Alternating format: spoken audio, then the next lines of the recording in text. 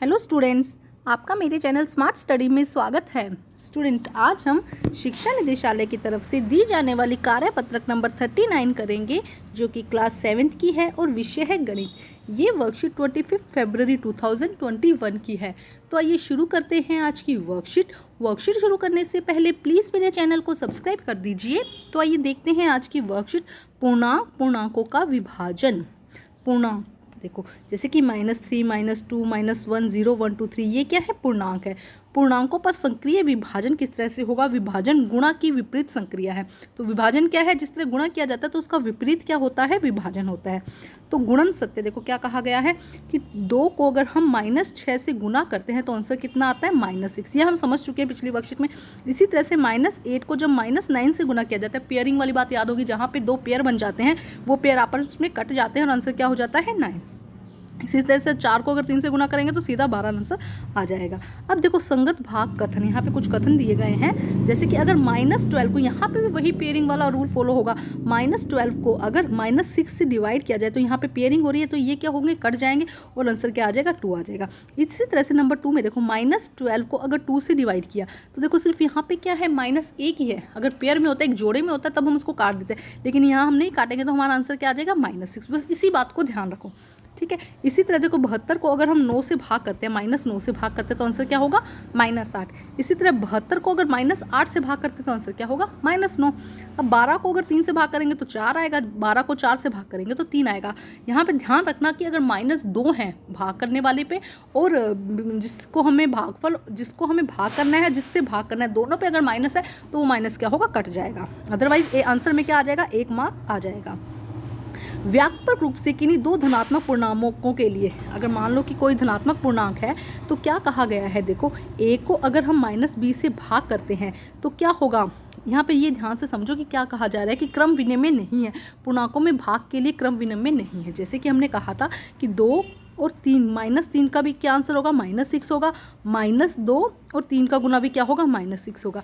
लेकिन भाग में क्या कह रहे हैं? भाग में अगर a भाग -b है और b भाग -a है तो ये दोनों क्या होंगे? इक्वल, 0 नहीं हो सकते। अगर b क्या है? 0 नहीं है तो ये इक्वल होंगे।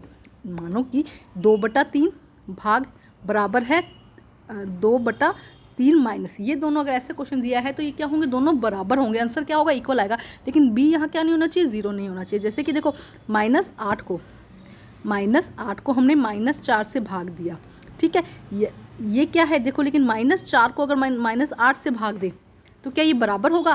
तो यही कह रहा है कि क्रम विनिमय नहीं है। मतलब जैसे कि गुना किया था, 2 को 4 से गुना करो या 4 को 2 से गुना करो, एक ही बात आ रही थी ना पिछली वर्कशीट में। लेकिन यहाँ पे क्या है? ये इक्वल नहीं होता है, ठीक है। फर्स्ट आपको समझ में आया कि वहाँ पे क्रम विनिमय था, यहाँ पे क्रम विनिमय नहीं है। सेकंड देखते क्या कह रहा है कि 2 ऋणात्मक पूर्णांकों में a और b के लिए किसी पूर्णांक को -1 से भाग देने पे वही पूर्णांक नहीं मिलता है। देखो, मानो कि 2 हमने 8 -8 है, इसको हमने -1 से भाग दिया तो आंसर क्या आएगा? हमारा 8 आ जाएगा, क्योंकि ये दोनों कट जाएंगे, है ना। इसी तरह से अगर 8 को हमने -1 से भाग दिया तो आंसर क्या आ जाएगा? -8। तो क्या कह रहा है? किसी भी पूर्णांक को -1 से भाग देने पे वही पूर्णांक नहीं आ रहा है। मतलब पूर्णांक में चेंज हो रहा है ना, माइनस है तो माइनस हट रहा है और माइनस नहीं है तो माइनस लग रहा है ना। तो पूर्णांक में क्या आ जाएगा? चेंज आ जाएगा। तो ये भी क्या है? यहाँ पे ये भी रूल फॉलो होता है, ठीक है। देखो, -a को b और -a b क्या है? इक्वल नहीं है। ये बात ध्यान रखेंगे बेटा। आप देखो, ये तो ध्यान हो गया, ये भी समझ में आ गया। अब देखो यहाँ पे क्या कहा जा रहा है कि पूर्णांकों के लिए किसी भी पूर्णांक में यदि a 0 नहीं है, a क्या है? 1 है, तो क्या हम परिभाषित लिख सकते हैं कि देखो क्या कहा गया, ये समझो, इतना कंफ्यूज होने की जरूरत नहीं। कि जैसे कि यहाँ पे 8 दिया गया, -8 को अगर हम 1 से भाग करते हैं तो आंसर क्या आएगा? -8 आएगा। इसी तरह 11 को हम भाग करते हैं 1 से तो क्या आएगा? आंसर 11 आएगा। तो क्या कहते जा रहा है यहाँ पे कि अगर a जो है वो 0 नहीं है तो क्या होगा? आंसर वही आएगा।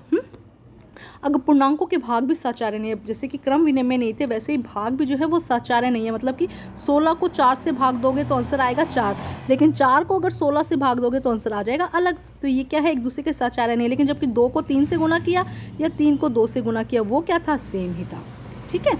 अब हम क्वेश्चन से करते हैं इसी के आधार पर, तो वो थोड़ा सा समझ के करते हैं यहाँ पे, ठीक है। देखो, पहले हम फर्स्ट पार्ट करते हैं। देखो क्या कहा गया, ए के आधार पर करना है इस क्वेश्चन को सोल्व। तो देखो क्या कहा गया है यहाँ पे, अगर -30 को 10 से डिवाइड करोगे तो आंसर क्या आएगा? देखो, -30 करने की जरूरत ही नहीं, वैसे तो आपको आता ही होगा।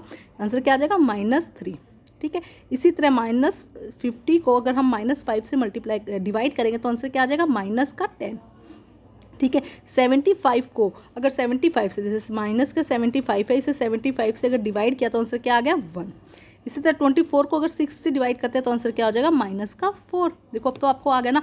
48 को अगर हम 16 से डिवाइड करते हैं, माइनस का 48 है तो क्या हो जाएगा -3 हमारा आंसर हो जाएगा। देखो अगर एक में माइनस है और एक में माइनस नहीं है तो आंसर क्या आता है, हमेशा माइनस में ही आता है। जब पेयरिंग हो जाती है, जोड़ा बन जाता है, उसके बाद वो माइनस हट जाता है, ठीक है। तो ये हो जाएगा फर्स्ट क्वेश्चन। अब हम करते हैं सेकंड में देखो क्या कहा गया है, समझ के करना है बेटा। देखो बहुत आसान है।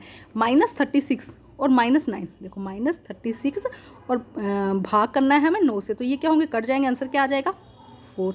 इसी तरह 49 माइनस का है, 49 माइनस का भाग करेंगे तो क्या आ जाएगा 1। इसी तरह 87 माइनस का है, 1 माइनस का है, तो आंसर क्या आ जाएगा 87 को भाग करोगे तो आंसर क्या आ जाएगा, 1 से भाग करोगे तो 87 आंसर आ जाएगा। 16 को जो 4 से भाग करोगे, दोनों ही पॉजिटिव नंबर, आंसर क्या आ जाएगा 4। 20 को 10 से भाग करोगे तो आंसर क्या आ जाएगा 2। देखो बहुत आसान है बेटा, आज की वर्कशीट ना इजीली समझ में आ रही है। ये हो गया सेकंड क्वेश्चन। अब हम करते हैं थर्ड। देखो थर्ड में क्या कहता है, समझते हैं क्या क्वेश्चन है कि -81 को अगर हमने 1 से भाग किया तो आंसर क्या आएगा बेटा, -81 ही आएगा। आंसर क्या आ जाएगा -81, ठीक है। नेक्स्ट देखो, नेक्स्ट क्या कहता है, 369 को अगर 1 से भाग करेंगे तो कितना आएगा 369 ही आ जाएगा। अब देखो 13 को क्या किया गया, -1 से भाग किया गया तो आंसर क्या आएगा -13। आंसर क्या आ जाएगा हमारा -13, ठीक है। 0 को अगर किसी भी नंबर से भाग करते हो तो आंसर क्या आता है 0। और अगर 2 को 0 से भाग करते हो तो ये क्या है, पॉसिबल ही नहीं है, हम किसी भी नंबर को 0 से भाग नहीं कर सकते हैं, ठीक है। ये होता है क्वेश्चन नंबर हमारा सी पर आधारित जो क्वेश्चन थे।